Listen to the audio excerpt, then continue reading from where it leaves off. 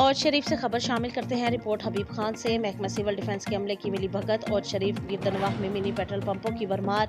हुकाम खामोश। तमाशाई mini petrol pump में आग भड़क उठी। दुकान खाकिस्तर हो गई। महकमा सिविल डिफेंस के अमले की मिली भगत से शहर और इसके गिरदनवाह मज़ाफ़ाती इलाकों में मिनी पेट्रोल पंप की भरमार।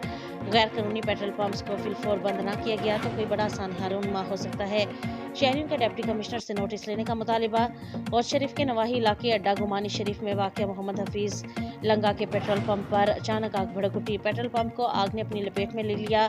आग टैंकी में पेट्रोल जहीरा करते वक्त लगी। दुकान में मौजूद 100 मन गंदम भी जलकर राख हो गई। इलाका मकीन अपनी मददाब के तहत आग बुझाने में मसरूफ, ताहम कोई जानी नुकसान नहीं हुआ। अहलियान इलाका का कहना है कि और शरीफ शहर समेत मज़ाफ़ाती इलाकों में जगह जगह civil defence assistant commissioner Ahmedpur Sharqia के अमले की मिली भगत से दुकानदारों ने दुकानों में मिनी पेट्रोल पंप बना रखे हैं और खुले आम पेट्रोल की फरोख्त की जा रही है।